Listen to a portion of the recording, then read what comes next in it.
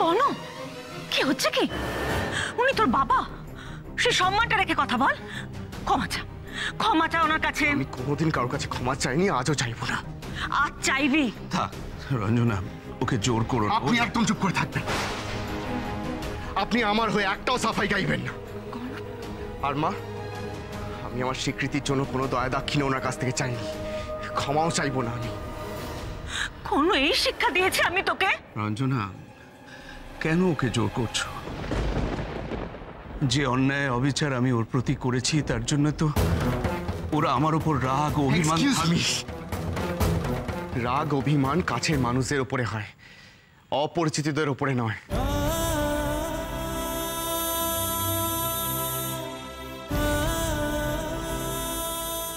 আর আপনি আমার কেউ হন না, না পরিচিত না অপরিচিত। আপনি শুধুমাত্র আমার বিজনেস রাইভাল। আর সারাটা জীবন বিজনেস রাইভাল হয়েই থাকবেন।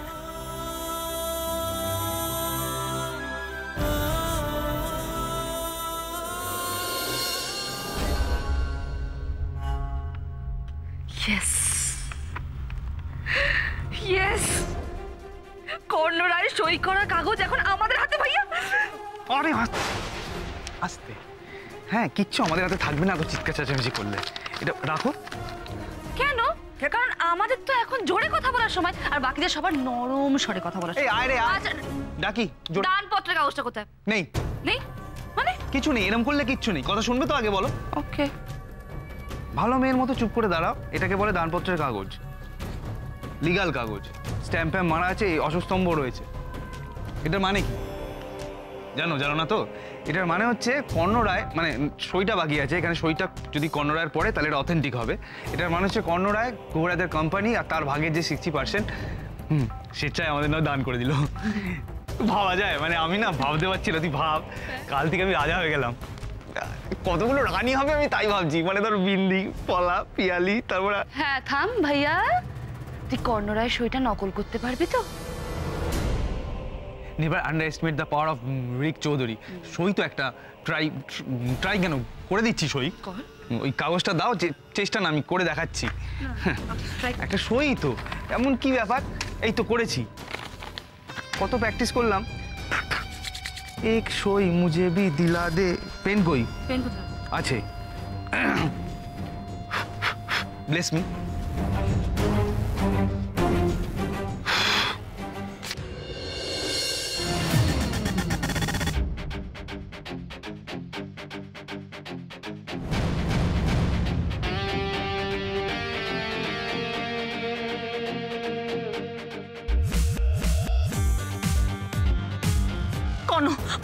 শোন কথা শোন, একটা অনেক বড় ভুল বোঝাবুঝি হয়ে গেছিল, এখন সব মিটমাট হয়ে গেছে। কর্ণ আমার কথা, ওনা ভীষণ রেখে আছে তোমার উপর।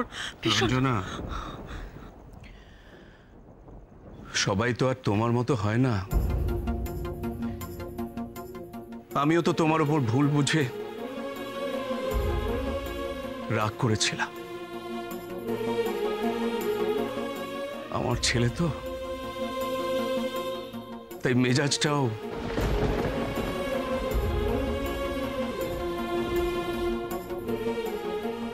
মণিমা, তুমি বসো, আমি স্যারকে দেখছি। রঞ্জনা, এই বিন্দি কি, সৃষ্টি কি আমার কর্ণকে? ওই তো কর্ণকে আগলে রেখেছে। ব্যাস, এই দুটিতে বিয়ে দিয়ে দিলে আমি মুক্ত, আমার সব দায়িত্ব শেষ।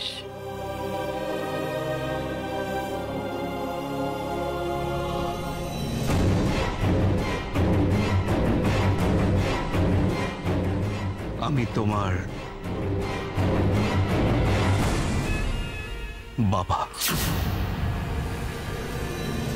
আমি তোমার কাছে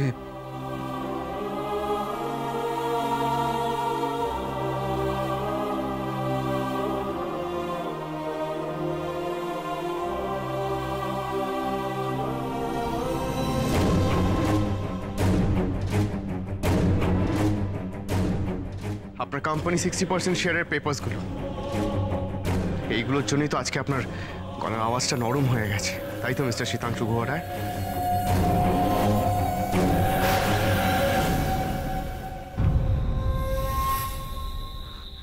স্যার, স্যার আপনি জানেন আজ কি হয়েছে? কেন বর্দা আপনাকে, কেন শীতাংশু গুহ রায় আপনাকে ছেলে বলে মেনে নিয়েছে? স্যার, আজ ওনার জন্মদিনের পার্টিতে সবটা পরিষ্কার হয়ে গেছে। আপনি তো মণিমাকে কিছু বলতেই দিলেন না। আপনি জানেন ওনার স্ত্রী মানে সীমন্তিনী গুহ রায় একটা লোককে দিয়ে মিথ্যে বলিয়ে মণিমা আর শীতাংশু গুহ রায়ের মধ্যে সমস্যা তৈরি করিয়েছিলেন কত বছর আগেও। আর হ্যাঁ স্যার, মণিমার আজ এই অবস্থার জন্য শীতাংশু গুহ রায় বা মণিমা দুজনের কেউই দায়ী নয়। ওনারা দুজনেই পরিস্থিতির শিকার।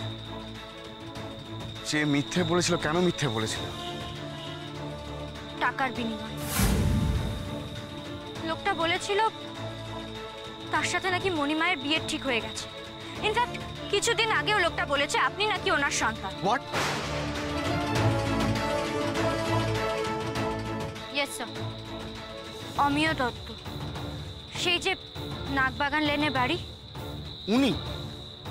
হ্যাঁ, তবে স্যার এখন তো সবটা সবার সামনে পরিষ্কার হয়ে গেছে। আর শীতাংশু গুহ রায় যখন সবটা জেনে শুনে আপনাকে ছেলে বলে মেনে নিতে চাইছেন, তখন আমার কি করা উচিত? ওনাকে ভগবানের আসনে বসানো উচিত? কেন? উনি তার মাকে ভালোবেসেছিলেন, তাই তো? আর যে কেউ এসে মায়ের সম্পর্কে মিথ্যে কথা বলে গেল আর উনি বিশ্বাস করে নিলেন? এরকম মেরুদণ্ডহীন মানুষ আমার বাবা হতে পারে না। প্লিজ এইভাবে বলবেন না। দেখুন কত পরিস্থিতিতে মানুষকে কত রকম ভুল বুঝতে হয়, আপনি সেটা জানেন না? জানি না। মানুষরা তখনই ভুল বোঝে যখন কেউ পরিষ্কার করে কথা বলে না। আর আপনি, আপনারও তো একটা অতীত আছে, আগে একটা বিয়েও আছে। আপনি আমাকে পরিষ্কার করে বলেছেন যে আপনি আপনার অতীতটা ভুলে যেতে চান। আমি আপনাকে বিশ্বাস করি, তার জন্য আপনার আমার মধ্যে কোনো ভুল বোঝাবুঝি নেই। আর এতটাই বিশ্বাস করি যে ওই ভবানী ঘরের ঘটনাটার, অফিসের ঘটনার পরেও আমি আপনাকে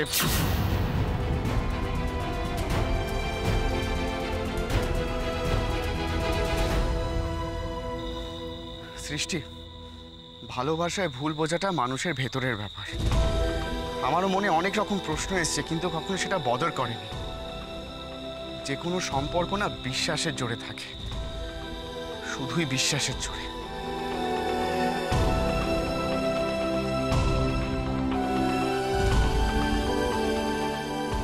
আমি আপনাকে বিশ্বাস করি, তার জন্য আপনার আমার মধ্যে কোনো ভুল বোঝাবুঝি নেই। আর এতটাই বিশ্বাস করি যে ওই ভবানী ঘরের ঘটনাটার, অফিসের ঘটনার পরেও আমি আপনাকে। কি বলেন এটা উনি? স্যার কি আমায় ভালোবাসেন? আপনি? বিন্দি, আমাকে ছেড়ে যেও না প্লিজ। আমার কথাটা প্লিজ একবার শুনবে, প্লিজ একবার।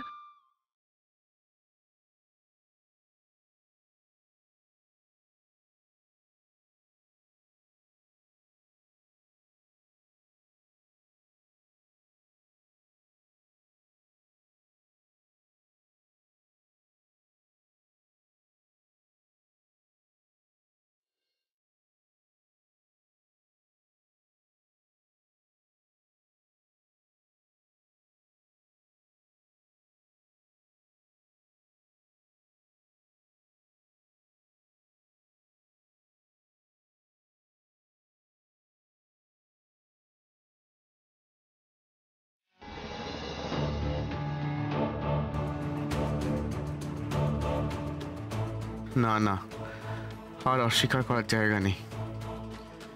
সৃষ্টিকে আমি আর হারাতে পারবো না। আমি জানি না কেন, তবু বারবার মনে হচ্ছে সৃষ্টির দিকে অন্য কেউ তাকালে, অন্য কেউ কাছে গেলে রাগ হচ্ছে আমার।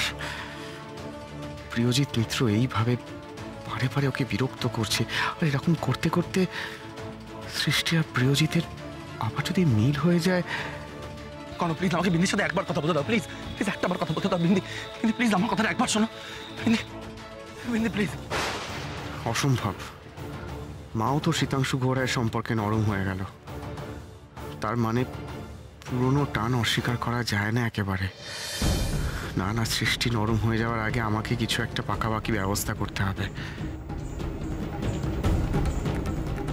বিন্দি, আমায় আরেকবার বিশ্বাস করতে পারবে? না হয় শেষবারের মতো একবার।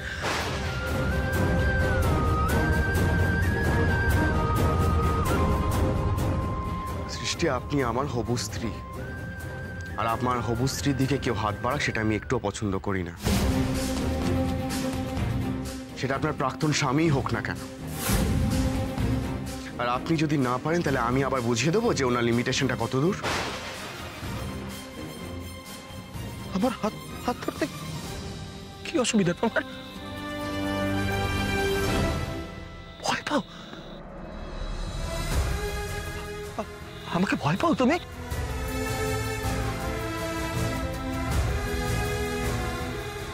সেই মানুষটাকে তুমি আজ এতটা ঘেন্না করো, সেই মানুষটার থেকে তুমি আজ এতটা দূরে চলে গেছো, আর সেই মানুষটা তোমার কাছে ঘেঁষতে পর্যন্ত পারে না, সেই আমি।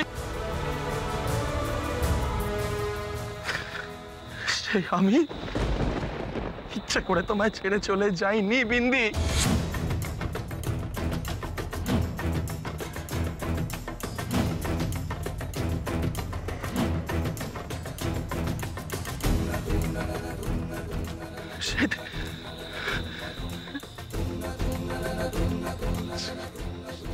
সেদিন প্রাণ বাঁচাতে, তোমার প্রাণ বাঁচাতে আমি বাধ্য হয়েছিলাম তোমাকে আমার থেকে দূরে ঠেলে দিতে।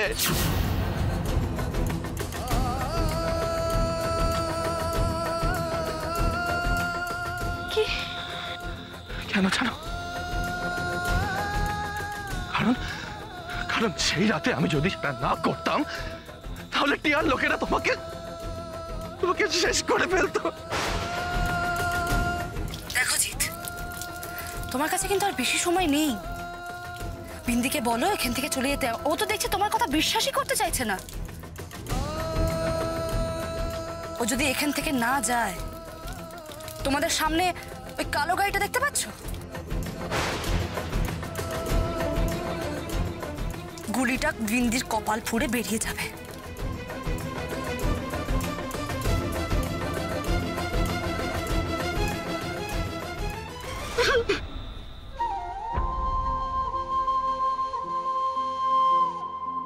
মা, ও মা, কি হয়েছে? আমার আর সৃষ্টির তাড়াতাড়ি বিয়ের ব্যবস্থা করো মা।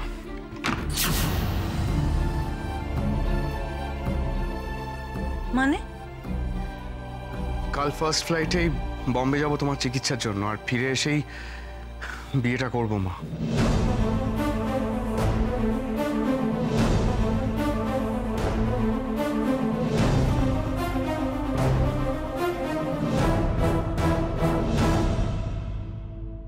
কি বলছেন কি আপনি? আমি জানি বিন্দি, আমি জানি এখন আমাকে বিশ্বাস করাটা তোমার পক্ষে ভীষণ কঠিন। আপনি শুধু আমার প্রাণ বাঁচাতে। হ্যাঁ বিন্দি, হ্যাঁ, বিশ্বাস করো সে রাতে আমি যা বলেছিলাম একটাও মন থেকে বলিনি। টিয়াকে ছাড়া আমি থাকতে পারবো না, আর তাই আমি ওকে বিয়ে করেছি। তুমি যাবে এখান থেকে প্লিজ। বললাম তো ডিভোর্স পেপারে সইটা করে দাও। সব মিথ্যে বলেছিলাম বিন্দি, সব মিথ্যে। বিন্দি, আমি তো শুধু তোমাকে ভালোবাসি। তুমি আর আমরা দুজন একে অপরের জন্যই বেঁচে আছি বিন্দি।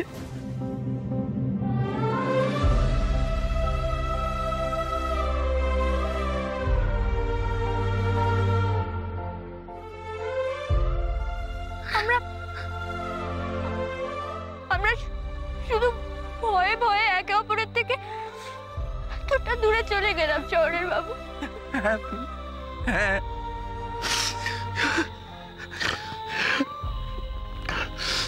কিন্তু আজ আমি সেই মানুষটাকে তোমার সামনে এনে দাঁড় করাতে চাই বিন্দি, যার জন্য আমাদেরকে একে অপর থেকে এতটা দূরে চলে যেতে হয়েছে। আমায় একটা সুযোগ দেবে বিন্দি, একটা সুযোগ। কার কথা বলতে চাইছেন আপনি? কার জন্য আমাদের আজ এই অবস্থা শহরের বাবু?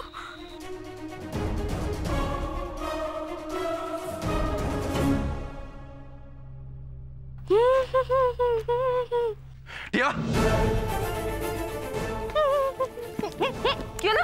চুপ, এসো আমার সাথে। কোথায় নিয়ে যাচ্ছ তুমি আমাকে? চুপ, একটাও প্রশ্ন করবে না তুমি। চুপচাপ এসো আমার সাথে। জিৎ, আমি যাব না। ধরা পড়ে গেলাম নাকি?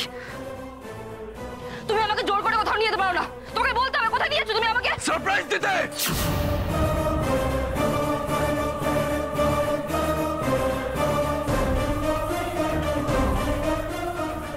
আজ একটাও কথা বললে খুব খারাপ হয়ে যাবে টিয়া, মাথা গরম করিও না, এসো আমার সাথে। জিৎ, আমি যাব না। কি হয়েছে? জিৎ, ছাড়ো আমাকে। জিৎ,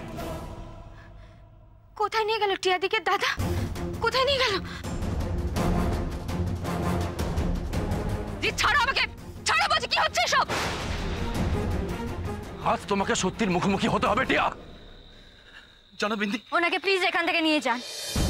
ওনার সাথে আমার কোনো কথা নেই। বিন্দি, আজ তোমাকে শুনতেই হবে। তুমি জানো সেই কবে থেকে আমি তোমাকে এই কথাটাই বলতে চেয়েছিলাম। মানে?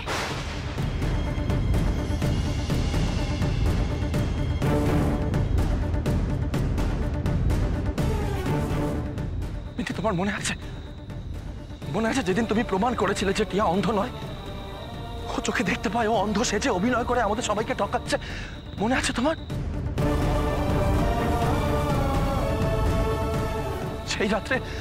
সেই রাত্রে আমি ছুটে গেছিলাম নার্সিং হোমে।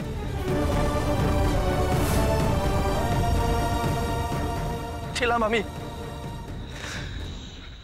আর সেখানে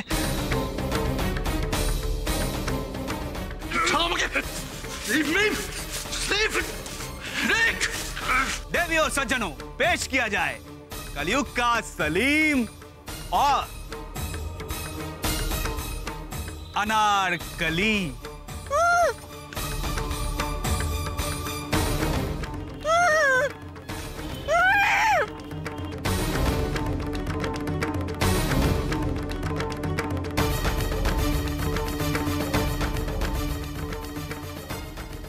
টিয়া, I beg you, আমাকে বলো বিন্দি কোথায়? বলতে পারি, একটা শর্ত আছে। কি শর্ত? শর্তটা হলো আজ রাতে তোমাকে আমায় বিয়ে করতে হবে। টিয়া, এটা করতে পারো না তুমি। আমি এটা করবো না, আমি কিছুতেই করবো না। Divorce paper? না, কিছুতেই না। জিৎ, এসো। কিছুতেই না, আমি ডিভোর্স দেবো না বিন্দিকে। আমি এটা করতে পারি না, কিছুতেই করবো না, আমি কিছুতেই না। পারবে তুমি। এসো, তোমার কাছে না মাত্র 4 ঘন্টা সময় আছে। এই 4 ঘন্টার মধ্যে তোমাকে যেরকম ভাবে হোক বিন্দির সইটা জোগাড় করে আনতে হবে। বিন্দিকে আমি শেষ করে দেব। কি করতাম আমি, বলো আমায়।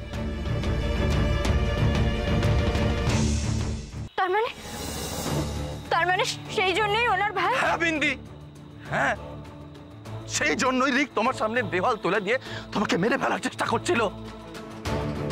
দেখো, তুমি ওই হাত দিয়ে আমাকে থাপ্পড় মেরে বাড়ি থেকে বের করে দিয়েছে। কি হলো এখন? তোমার হাতগুলো বাঁধা, আমার হাত দেখো খালি। এখন এই হাত দিয়ে তোমাকে আমাকে কবর দিতে হবে, জ্যান্ত কবর। যাও, একটু পরেই তোমার মুক্তি হয়ে যাবে, বুঝলে?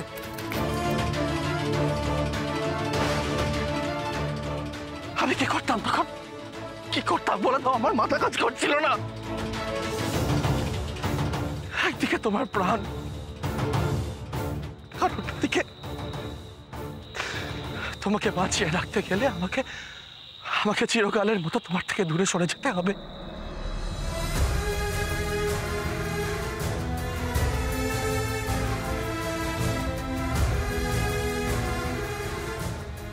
আমি তোমার প্রাণটা বেছে নিলাম।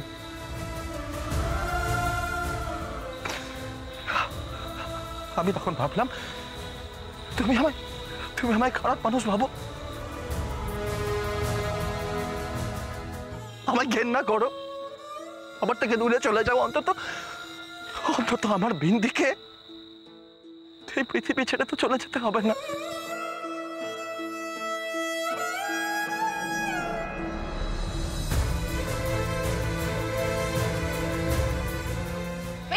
কিসব কিসব আজে বাজে কথা বলছো তুমি? আজ শুধু আমি বলবো, সব বলবো আমি, আজ সব বলবো। চলো বিন্দি, সেদিন ওই মুহূর্তে আমার কাছে শুধুমাত্র একটাই অপশন ছিল, সেটা হচ্ছে যেভাবে হোক তোমাকে বাঁচিয়ে রাখা।